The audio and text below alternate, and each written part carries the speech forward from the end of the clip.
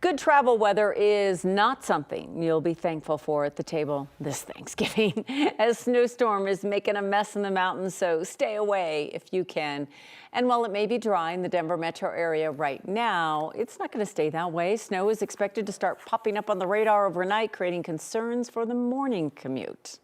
Good times. Good evening. I'm Kim Christensen. And I'm Marshall Zellinger. Just that video tenses my shoulders. Oh, it does, doesn't it? Driving like this. 9 News meteorologist Kathy Sabin is driving the Weather Center for us. I'm driving the bus. Well, driving the bus and keep those shoulders down, stay relaxed, unless you're driving I-70, and then it's going to be white knuckle time. Right? Just remember, you two, I'm the messenger. I don't make the weather, I'm just reporting it. And the winds of change are blowing outside right now. We had a nice day. We went from mostly sunny skies to mostly cloudy skies. The storm system is moving in. Temperatures in the 50s this afternoon, but this plume of moisture stretches way out into the Pacific. It will be a prolonged period of snow. Hopefully you're happy and you're looking forward to playing in the snow like a lot of folks are around the area. But getting there is going to be a problem. And as temperatures drop, eventually we're going to start to see that rain and snow fill in here in the metro area. Some scattered rain showers to the north, still dry in Denver. We go under that winter weather advisory at 2 a.m. for 2 to 4 inches of snow. But bursts of heavier snow really could bring an inch or two in a big hurry, and that'll make for some problematic driving across the metro area. We've been seeing travel issues in the high country, where we'll be measuring the snow in feet come Thursday morning. I've already tallied 6 to 12 inches of snow in the mountains. We'll double those numbers by tomorrow. Much more on this Thanksgiving storm coming up in just a few minutes. As you can see from that map, today is a tale of two Colorados. The high country buried in snow in the Denver metro area. It's like that confused John Travolta meme from Pulp Fiction. It is a little like that. 9 News reporter Janelle Finch is in Denver tonight. And Janelle, no snow for us yet, but it's coming. That it is. It is coming whether you love it or you hate it. We know that everybody feels differently about the snow. So we spoke to a man up in the mountains who says for him, it was just a Tuesday. This is the time of year to give thanks. Yes, indeed. And Eddie Leibowitz has a lot to be thankful for. Give you all a good view, and the clouds are coming down pretty much to the ground, and it's snowing up there. And this is supposed to be going on for a couple days. Snow's been coming down steady all day on Colorado's mountains. Leibowitz took his snow day to Aspen for a few runs. Oh, and that is normal if you live in the mountains and you live near a ski area, that when you get a dump like this, you are going to go out and get as much of it as you can. The drive from Glenwood Springs Takes about 40 minutes, normally. not so much this time. It was a bit of a mess this morning, and I did leave at 7:30, and I barely got there by 9:30. Snow is expected into Wednesday, and unfortunately, Leibowitz can't spend another day on the slopes. Actually, I have to work.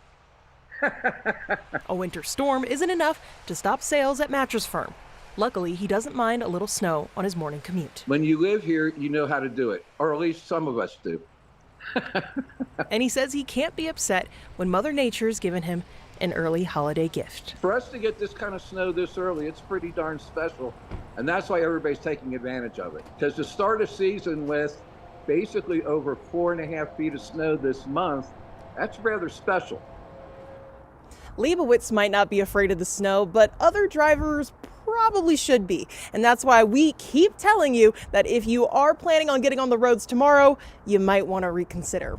Live in Denver, Janelle Finch, 9 News. Yeah, sometimes we're a little braver than we should be, Janelle, and then we get there and go, what am I doing? You say this was a mistake, and now I can see why. Believe the people on the news. Exactly. Very good. Well said. Thank you. Aurora police officers are using more force, but less deadly force. The department put together a transparent use of force report as part of its consent decree with the state. It shows there were 4 lethal use of force incidents last year, down from 13 the year before. Total use of force is up, though.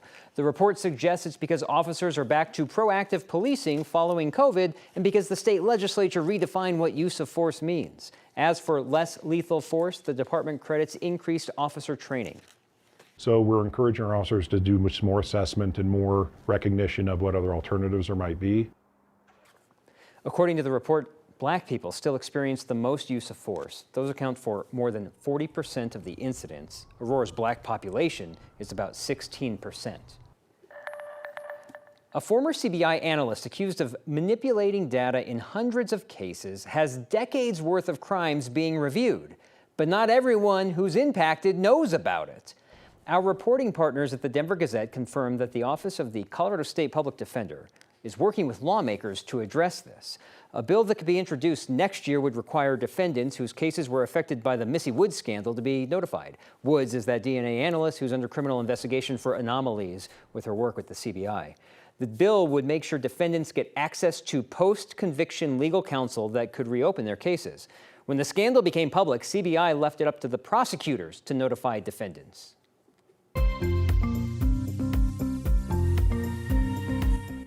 An unexpected blow to a family grieving the death of a loved one could change state law.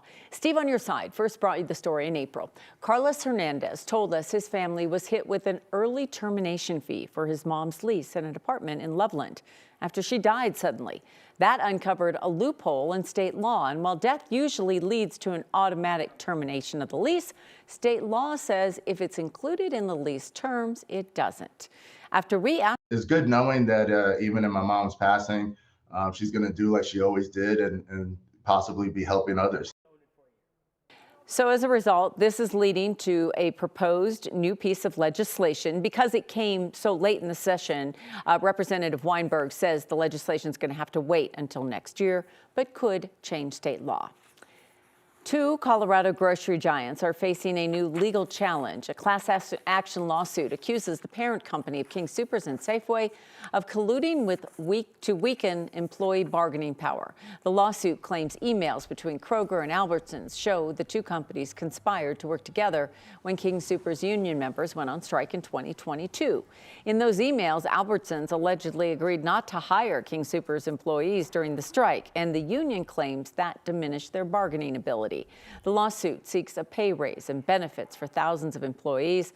Colorado's Attorney General is already seeking $2 million in penalties from both companies, saying they violated state and federal laws against no-poach agreements. Both companies have previously denied making a deal during the strike. This is separate from two lawsuits attempting to keep the two companies from merging.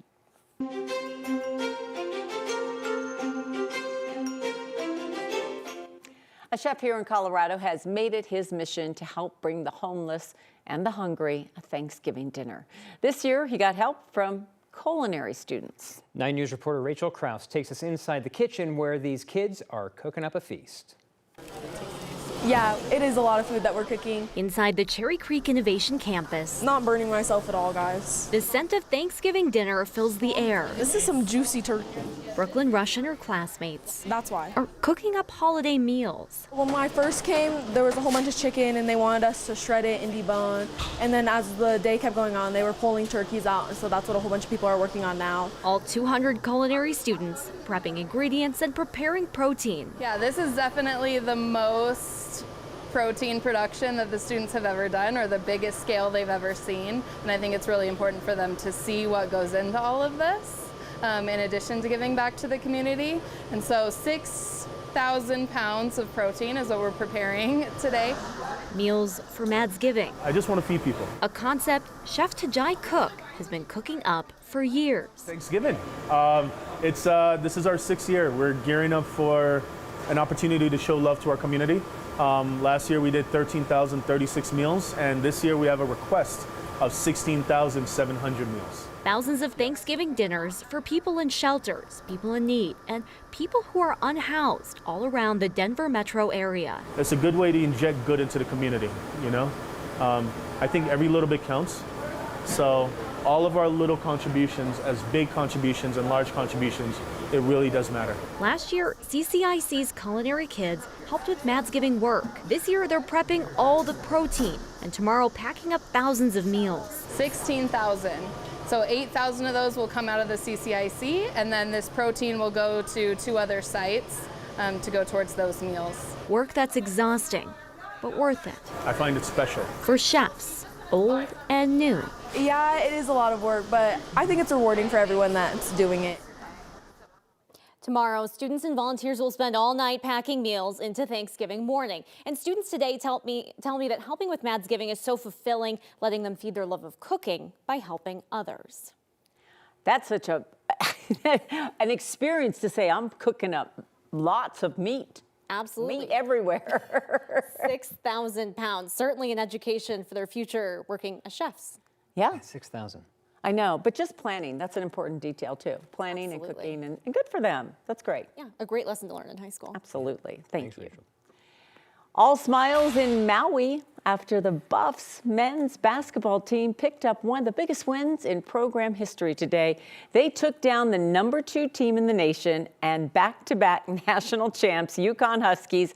We're going to hear a reaction from the team coming up in sports. Look at them going into the locker room.